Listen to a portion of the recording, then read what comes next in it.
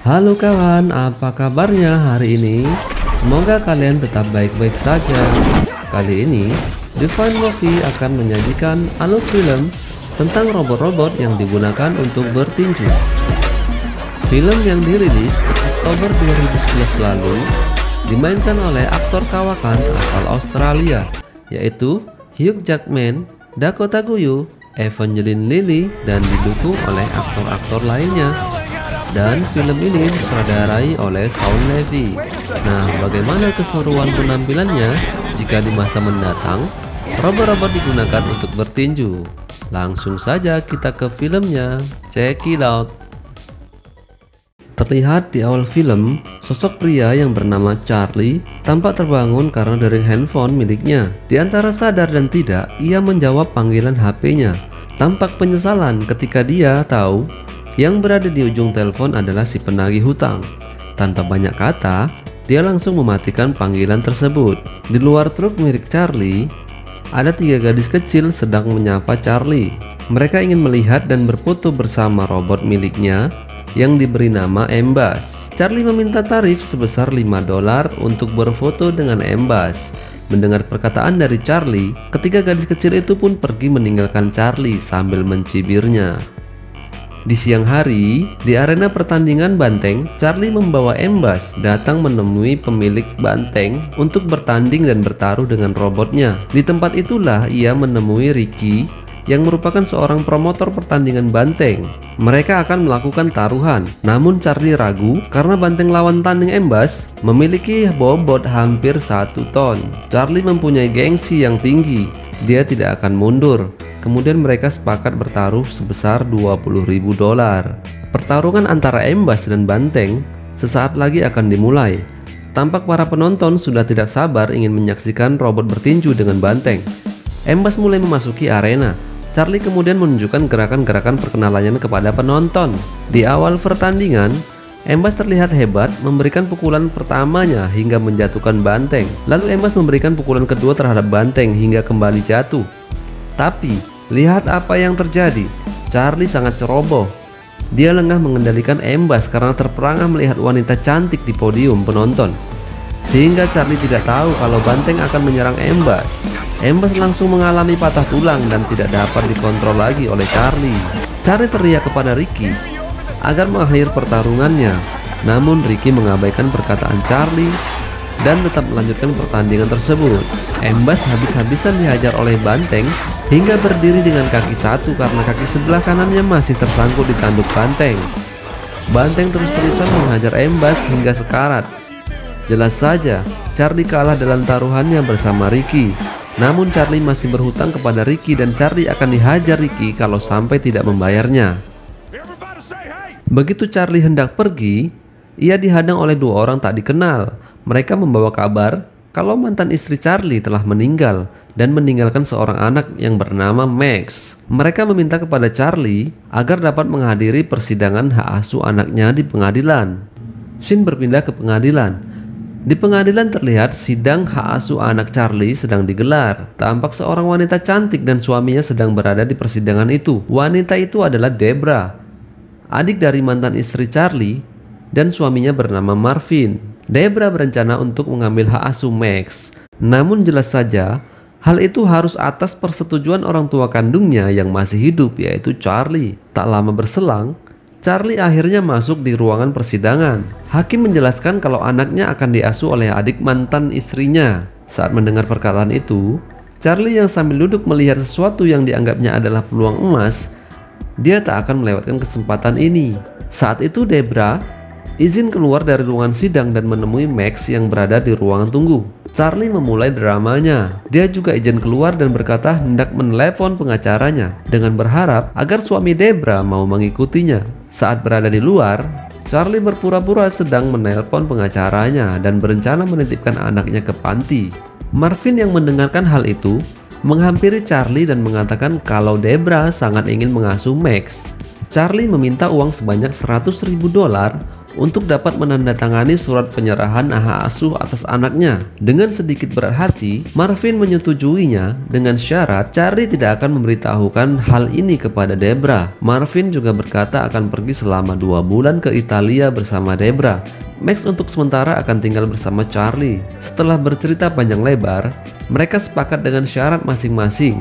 Lalu Marvin akan memberikan uang sebesar $50.000 saat mengantarkan Max, dan $50.000 lagi setelah mereka kembali ke New York. Setelah menandatangani hak asuh Max, Charlie kemudian menelpon Bailey untuk membeli sebuah robot bernama Noisy Boy seharga $45.000. Bailey kurang percaya kepada Charlie karena ia masih memiliki banyak hutang kepada Bailey, tapi Bailey tetap memesankannya untuk Charlie. Tak lama kemudian, Marvin datang ke gor milik peninggalan ayah Bailey yang sekarang diurus oleh Bailey sendiri setelah ayahnya tiada. Marvin mengantarkan uang $50.000 dan Max kepada Charlie. Debra mengingatkan kepada Charlie agar menjaga Max dan mengantarkannya ketika mereka sudah kembali ke New York. Max lalu turun dari mobil, kemudian Charlie mengenalkan dirinya bahwa ia adalah ayah kandungnya. Sesaat ketika itu, Bailey datang menghampiri Charlie, memberitahu bahwa Noisy Boy sudah sampai, dan Charlie memberikan uang pembelian robot kepada Bailey. Max yang melihat hal itu, dia menebak kalau uang itu dari Marvin, dan Max merasa dirinya telah dijual. Mereka pun berdebat, hingga Max meminta bagian uang itu agar dia hidup sendiri dan tidak tinggal bersama Charlie. Charlie tidak memperdulikannya dan mengatakan uangnya sudah habis untuk membeli sebuah robot, dan meninggalkan Max sendiri di luar. Tak lama kemudian, Max masuk ke gor dan ingin melihat robot milik Charlie. Max berkata, ia sudah pernah melihat penampilan robot milik Charlie bertarung melawan Rubicon di pertandingan tingkat dunia tahun 2016. Saat Max mendekati Noisy Boy, tiba-tiba Charlie menggerakkan Noisy Boy dengan remote kontrolnya. Hal itu membuat Max terjatuh karena terkejut. Charlie mencoba mengontrol Noisy Boy dengan suara. Setelah dicobanya, robot itu tidak dapat memberikan perintah apapun dari Charlie. Bailey mencoba membaca buku petunjuknya dan melihat bahwa robot itu diprogram dengan menggunakan bahasa Jepang. Lalu Bailey memutar pengaturannya yang ada di tubuh Noisy Boy dengan perintah bahasa Inggris. Charlie akan membawa Noisy Boy ke tempat pertarungan robot. Awalnya ia akan pergi sendiri, namun Max berusaha memaksa ingin ikut karena dia suka menonton pertarungan robot. Dengan terpaksa atas ancaman Max akan membuang kunci truk milik Charlie, maka Charlie harus mengajak Max bersamanya. Sesampainya di tempat pertarungan robot, Charlie disambut baik oleh Finn. Mereka sedikit takjub melihat robot Noisy Boy yang merupakan robot liga. Lalu Finn sebagai MC menawarkan Charlie memilih robot untuk bertanding dengan Noisy Boy. Lalu dengan percaya dirinya, Charlie meminta Noisy Boy bertanding di pertandingan utama, dan tentu saja dia akan melawan robot terkuat di sana, yaitu Midas. Lalu mereka bertaruh $50.000. Max tampak khawatir melihat itu. Tentu saja, karena Max tahu Charlie belum mempelajari perintah kontrol pada Noisy Boy. Pertandingan akan segera dimulai. Pemilik robot Midas mengontrolnya untuk masuk ke dalam ring. Lalu diikuti dengan Charlie mengarahkan Noisy Boy ke dalam ring. Terdengar sorakan penonton yang tidak sabar menyaksikan pertandingan ini. Pertandingan dimulai.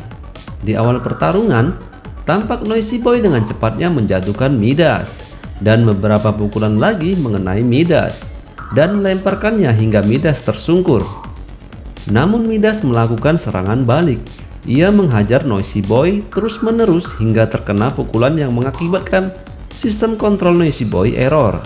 Midas dengan gagahnya mematahkan tangan Noisy Boy. Kini Noisy Boy hanya bisa melawan Midas dengan satu tangan. Hingga akhirnya, Midas menghajar kepala Noisy Boy sampai kepalanya terbang entah kemana. Noisy Boy tumbang tak berdaya berlumur darah di lehernya. Sudah jelas pertandingan dimenangkan oleh Midas dan Charlie harus kehilangan uang sebesar $50.000 dalam semalam saja. Selesai bertanding, tampak Charlie dan Max sedang berdebat. Max menyalahkan Charlie yang ceroboh mengambil sikap. Padahal Charlie belum tahu cara mengontrol Noisy Boy dengan baik. Di akhir perdebatan, Charlie menyuruh Max masuk ke dalam truk dan mereka akan pergi ke tempat rongsokan besi.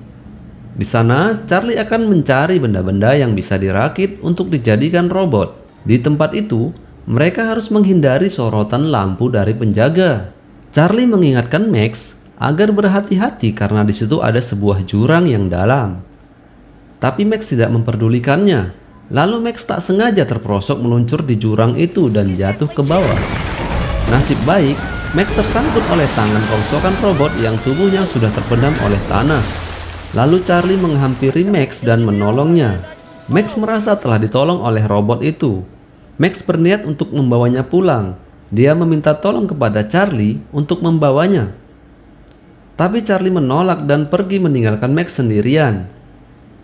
Keesokan paginya, Max berusaha keras membawa robot itu sendiri hingga ia berhasil membawa robot butut itu. Dia sangat marah kepada Charlie karena meninggalkannya sendirian. Charlie kemudian bersama Max membawa rongsokan Noisy Boy dan rongsokan robot yang baru saja didapatkan Max menuju base camp milik Bailey. Bailey heran melihat Noisy Boy pulang sudah tak berkepala. Charlie berkata kalau kepala Noisy Boy sudah jadi hiasan di arena pertandingan depan istana Crash. Charlie meminta Bailey untuk merakitkan dua robot itu menjadi satu. Bailey menolaknya karena ia melihat hanya robot tak berguna, dan Bailey sudah lelah membantu Charlie yang selalu kalah, hingga sudah mengorbankan semuanya demi Charlie. Charlie memohon memeriksa robot yang didapatkan Max. Lalu Bailey mencoba menghidupkannya dan berhasil. Robot itu masih bisa hidup, bahkan bisa meniru gerakan Max. Hebat! Ternyata robot ini sangat canggih. Lalu Bailey memberikan sebuah remote control untuk Max agar ia mudah mengoperasikan robot itu. Tak lama kemudian Max membersihkannya, memandikan robot itu. Ketika robot itu sudah bersih, Max melihat satu kata tertulis di dada robot itu. Atom, begitulah tulisannya yang tersemat di dada robot itu. Lalu Max memanggil robot itu bernama Atom. Setelah selesai membersihkan Atom, Max lalu membawa masuk dan memberitahukan kepada ayahnya kalau robot ini bernama Atom. Charlie tidak tertarik dengan Atom. Ia bukan robot pertarung. Bailey juga menjelaskan kepada Max bahwa Atom adalah robot generasi kedua yang dibuat tahun 2014 dan biasanya hanya menjadi teman latihan saja. Tapi Max sangat yakin kalau robot ini pasti bisa bertarung. Saat malam hari, Max tidak tidur. Max penasaran dengan Atom. Dia mencoba melatih gerakan Atom dan mengajaknya berlari di jalanan kota mengikuti gerakan Max. Keesokan paginya, Max menemui Bailey dan menanyakan seberapa kenal ia dengan Charlie. Bailey mengatakan kalau mereka sudah sangat lama kenal dan Charlie pernah berlatih tinju dengan ayahnya Bailey. Bailey juga menjelaskan kepada Max kalau Charlie dulu seorang petinju yang kuat dan pernah bertinju melawan petinju kelas atas yaitu Nico. Saat pertandingan itu, Charlie bisa menyerangnya hingga Nico ketakutan. Bailey menunjukkan surat kabar yang terbit di masa itu. Penampilan Charlie saat itu sangatlah baik. Dia meninju lawannya bagaikan menari, namun Charlie kalah di ronde 12 hingga dia pingsan. Setelah menjelaskan masa lalu Charlie, lalu Charlie datang dan mengajak Max untuk pergi ke Atlanta mencari uang untuk membeli robot baru dan meninggalkan Bailey sebab Bailey sudah tidak suka Charlie berada di sini.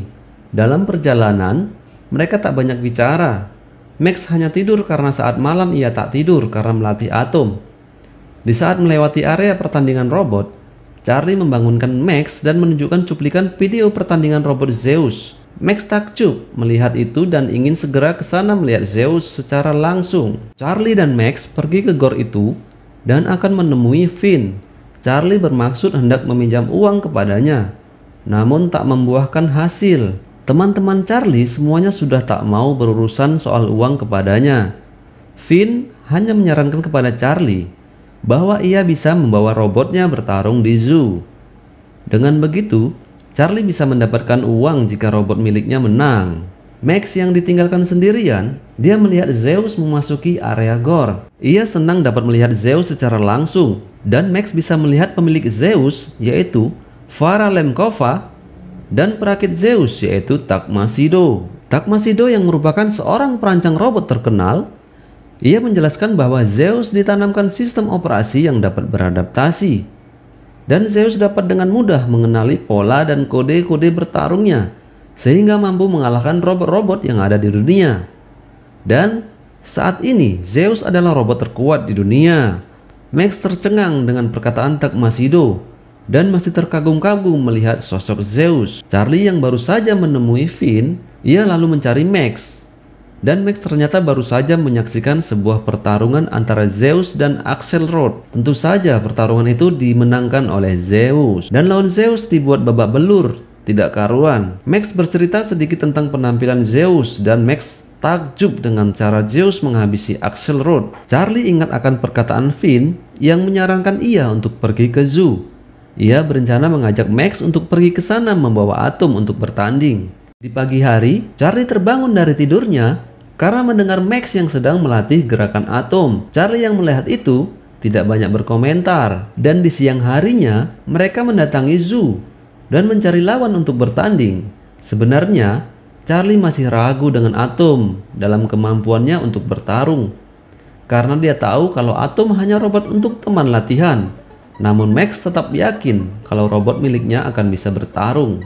Mereka menemui pemilik zoo yang bernama Kingpin. Max langsung melontarkan pertanyaan nominal taruhan satu rondenya. Kingpin menawarkan $100 jika robot Atom bisa bertahan dalam 2 menit. Lalu Max meminta $500 untuk pertandingan 2 ronde. Kingpin menertawai Max. Dia yakin robot milik Max tidak akan melewatkan 1 ronde pun. Lalu dengan kesal, Kingpin membalas perkataan Max. Dia akan memberikan $1.000 kalau robot milik Max masih bisa berdiri. Tetapi jika kalah, maka robot milik Max akan menjadi milik Kingpin. Tanpa berpikir panjang, Max setuju dengan kesepakatan itu. Tapi Charlie menyarankan agar bertanding $100 saja dulu. Namun Max tidak menghiraukan perkataan Charlie. Mereka berjalan menuju arena yang sudah dikelilingi oleh banyak orang. Max menyiapkan Atom untuk bertarung dengan robot milik Kingpin yang bernama Metro. Dalam pertarungan ini, Max sendiri yang akan mengontrol Atom untuk bertanding. Charlie juga akan memandu Max. Dari awal pertandingan, Atom selalu kena pukul oleh Metro karena Max belum tahu dan tidak terlalu paham untuk mengendalikan Atom. Atom terus kena fighting oleh Metro. Atom masih bertahan dengan pukulan-pukulan dari Metro dan sulit untuk membalas pukulannya hingga tak terasa waktunya tinggal 30 detik dalam 1 ronde. Artinya jika Atom tidak dapat bertahan, maka mereka akan kehilangan robotnya. Charlie ingin mengambil alih kontrolnya, tapi Max tidak memberikannya hingga Atom akhirnya terjatuh. Dan saat hitungan terakhir, Atom bisa bangkit dengan suara panggilan dari Max. Atom dan Max sepertinya bisa berkomunikasi layaknya seperti manusia. Berarti Max masih menang dalam ronde ini. Kingpin menghampiri Max dan Charlie. Ia akan memberikan uang $1.000. Namun Kingpin memberi syarat kembali. Ia ingin menggandakan taruhannya di ronde berikutnya. Max dengan semangat langsung menyetujuinya, dan Charlie menolak, tapi penolakan Charlie tidak berarti apa-apa.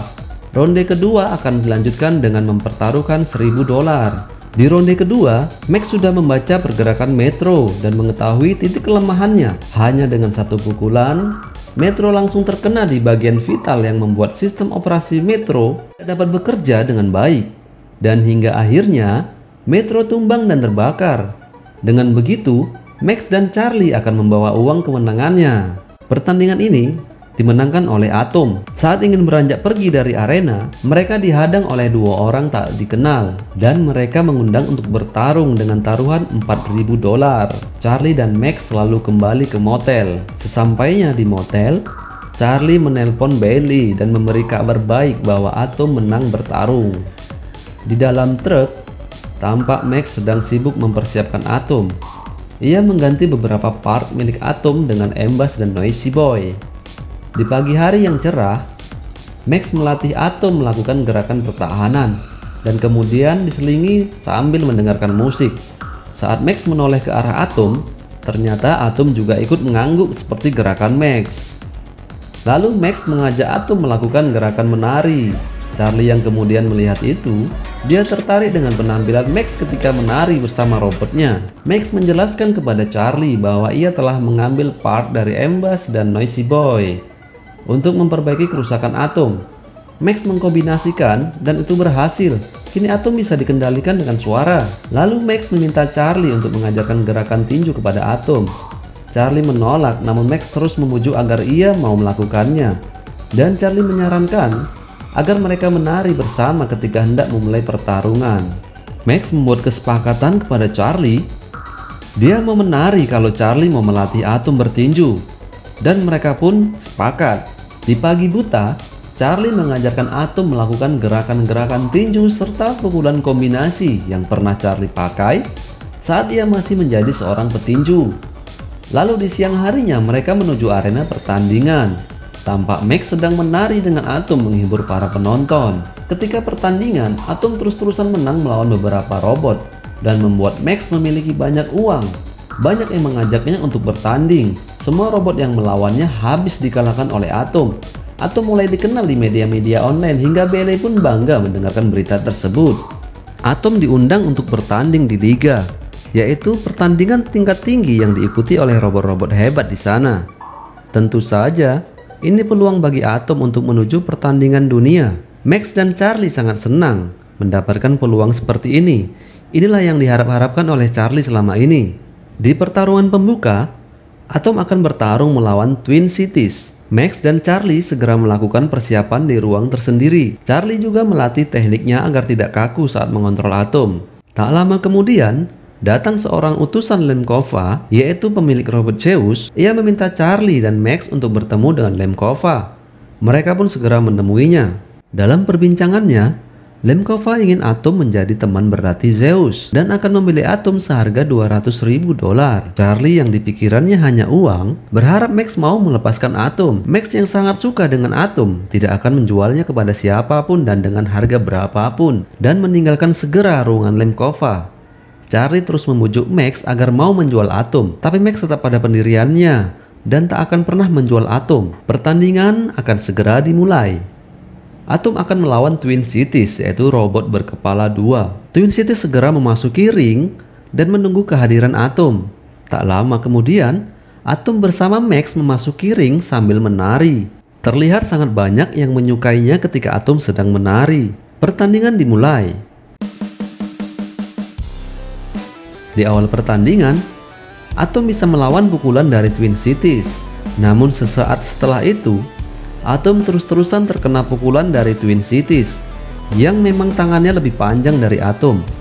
Charlie terus memperhatikan gerakan dari Twin Cities dan mencari titik kelemahannya dari gerakan tersebut.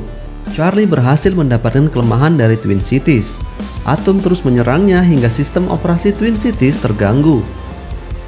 Pukulan terus diberikan hingga Twin Cities terjatuh, dan dalam waktu 1 menit 47 detik, Atom bisa memenangkan pertandingan ini.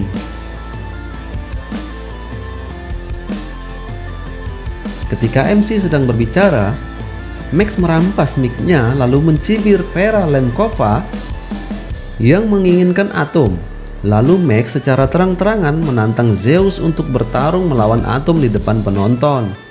Penonton sangat setuju dengan tantangan dari Max. Setelah pertandingan selesai, Charlie dan Max masih berada di parkiran hendak menuju pulang.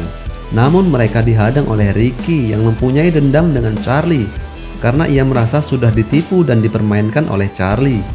Charlie sempat berkata akan segera membayar hutang-hutangnya, tapi tujuan Ricky kali ini tidak untuk menagih hutang, melainkan akan menghajar Charlie.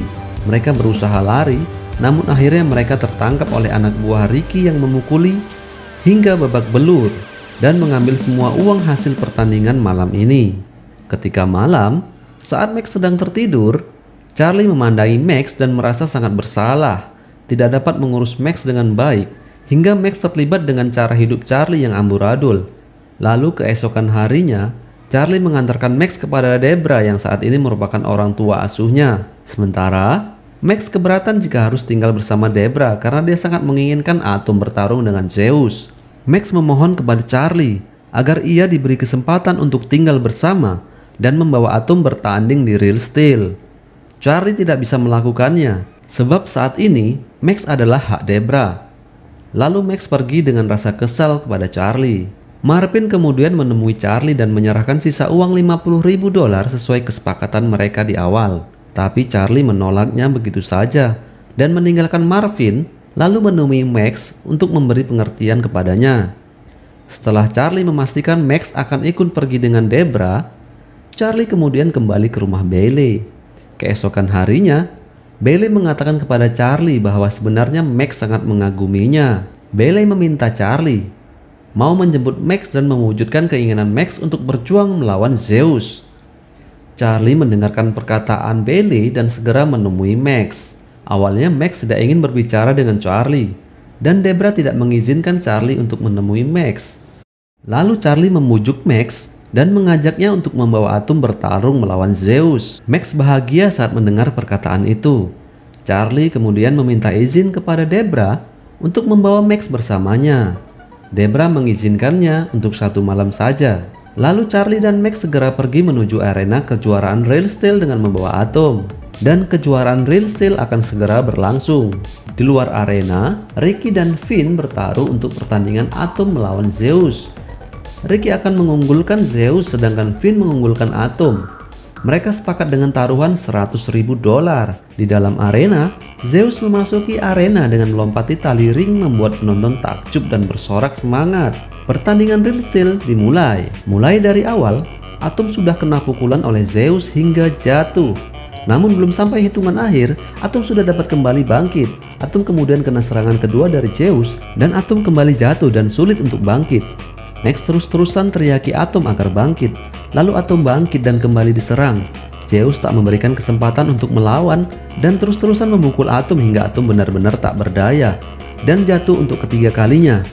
Belum lagi habis hitungan ke-10, Atom sudah dapat bangkit dengan teriakan Max. Saat Atom bangkit, langsung dihadiahi pukulan oleh Zeus. Dan sesekali Atom mendapat kesempatan untuk membalas dan mereka dapat saling pukul.